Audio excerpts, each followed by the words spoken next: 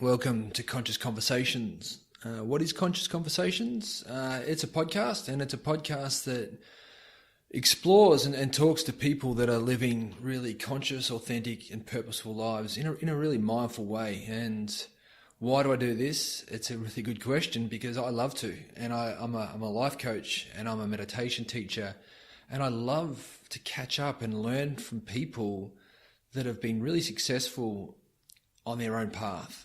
And they've been able to carve out great careers or great journeys by doing it really authentically, bucking the trend of what people might tell them they should be doing, and they've followed their path. And there's so many cool and useful tools from these people. And that's what I try to do in this podcast, is try to get their story and then unpack the tools and resources, their mental framework for how they think, to really give you some help in applying that to your life and for me too personally. So that's what I do. I am a life coach, and I've got a meditation teacher that I run some meditation classes. You can check me out at Luke McLean Mindfulness on Instagram or Eco Life Coaching on the web. So that's me. This is a really cool podcast. This is one of my favorites. It's with Dan Menzel. Dan plays football for the Geelong Cats, and he's the only player to have ever come back and play after 4 knee recos. So a knee reconstructions, when you tear a ligament within the knee, and it's basically what it is it's 12 months of no more football and a huge amount of rehab. So one knee reconstruction, puts enormous stress on the body, the mind, because you're not doing what you want to do. So it's a tough road back, and everyone talks about that injury as being a really long road back to recovery. But to do it 4 times, and then to do it 4 times and come back at the top level again and perform, is unheard of. Like it's out of this world how good that is. And Dan hasn't just come back. He kicked 4 goals in his return game. He had 1,450 days away from football, not playing at all. And then he comes back and kicks 4 goals in his first game. And this year, after a couple of years of just finding his feet, finding his touch again, he was probably the inform forward of the competition before his mishap with his latest injury. But he's bringing it. Like, he's performing at the highest level now, and he's one of those guys that can win a game off his own boot. And realistically, for those that don't know football, there might be a handful of players in the whole competition of the 900 players that can do this, and he's one of those. But this isn't just about his football prowess and how good he is at footy. It's about the journey he went on with his knee reconstructions, what he learnt, how he grew, the challenges that he turned into opportunities, from this journey of setback after setback. Because when you get those setbacks, you grow. It doesn't matter if it's a knee reconstruction or it's a career, you learn more from the bad days than you do from the good. Trust me. So that's what we speak about today. And then the journey he went on to start his own business around helping other people in regards to having, long-term sports injuries, and what he's got is a business called Mental Toughness, Mental Fortitude, which helps local people who have knee reconstructions, and he gives them support and he gives them tools and there's product to raise awareness for this. So he's doing some really good stuff in this space, and he sees a huge opportunity in this space to help people, and he wants to help. And that's what I got out of this conversation too. So if you're a football fan, or you're just really keen to listen to somebody who's got a great story around overcoming adversity, he's got huge humility. He's one of 6 in his family, 6 brothers in his family. He's one of those. So he's grounded, he's mature, and he's just a real hard worker. So Dan Menzel on Conscious Conversations. You've been waiting around long enough. The moment is here, and you better stand up. It's time. You better stand up.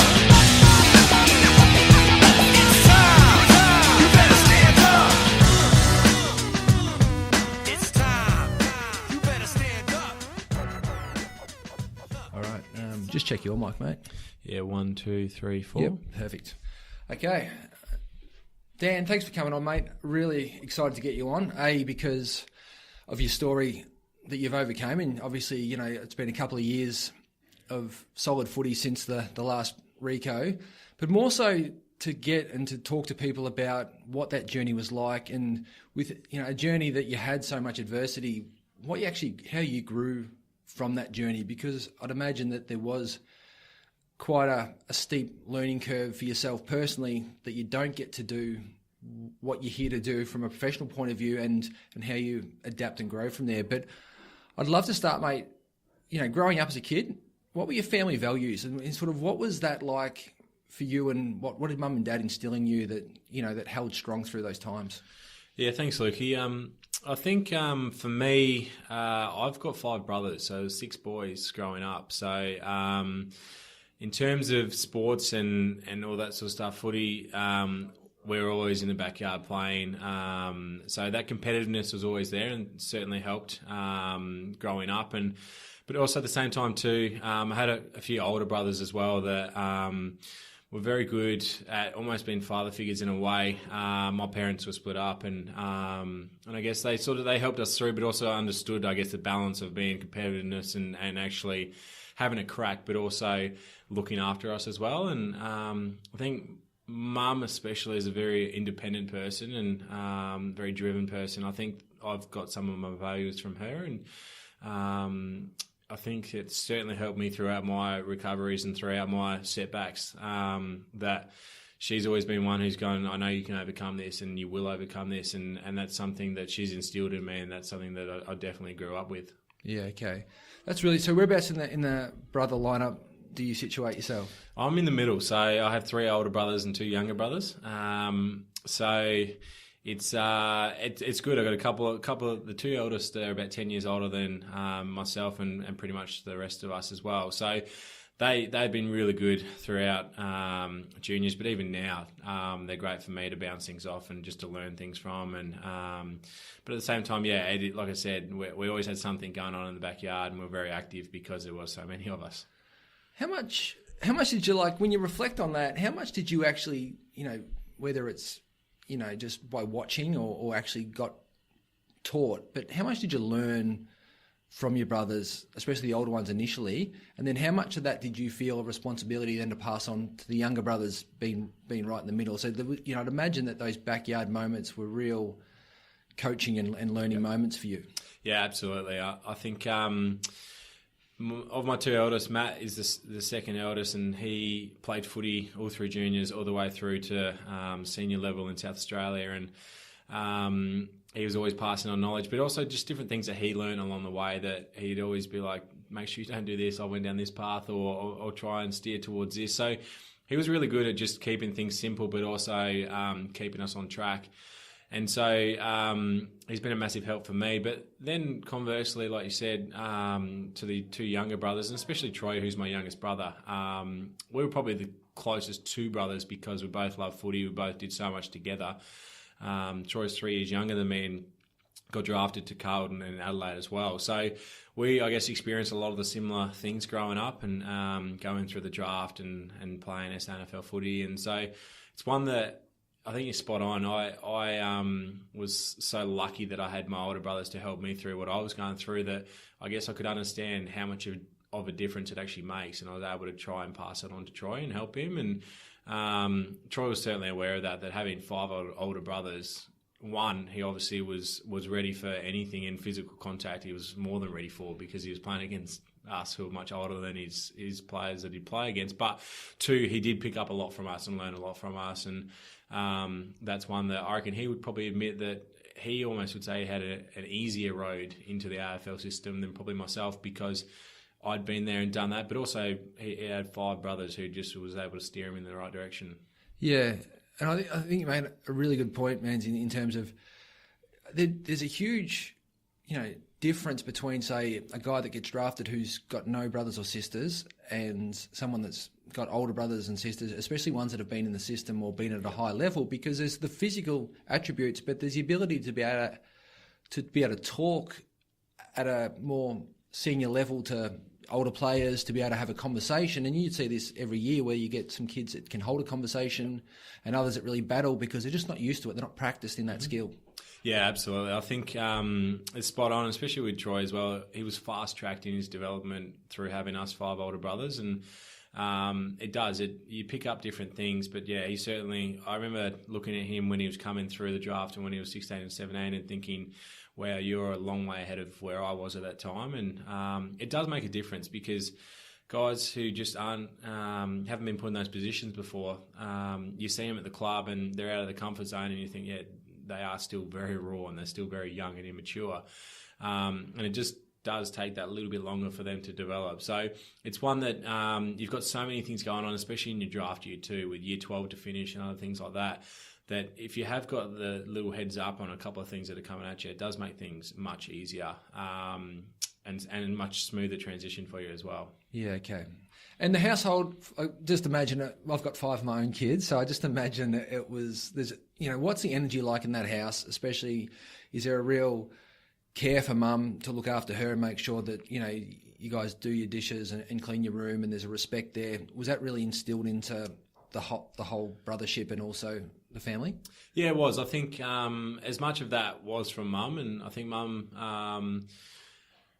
she raised us on her own for a long time, and she was, as I touched on, a very strong, independent person as well. So she was working, she was taking us to footy, and she laid down the law too, so we wouldn't get away with much, which I think is so important as well. So it did really instill in us that we couldn't just do whatever we wanted, and we actually had to toe the line and do those things, do the dishes, do the things around the house, and chip in and do your part rather than just one or two of us or the older ones doing it. Actually, everyone have a little even spread. So it certainly did. And then we, I guess, understood then where we sat and what we actually had to do. So it was as much as if one of us wouldn't do it, then the other one would be like, no, come on, this is your role. This is what you got to do. So I think that was instilled in us at a very young age, that it sort of just become habit as we grew up, and it's probably something that we continued as well. So it's definitely one that I think mum's values and beliefs and how strong she is in different things has definitely rubbed off on us.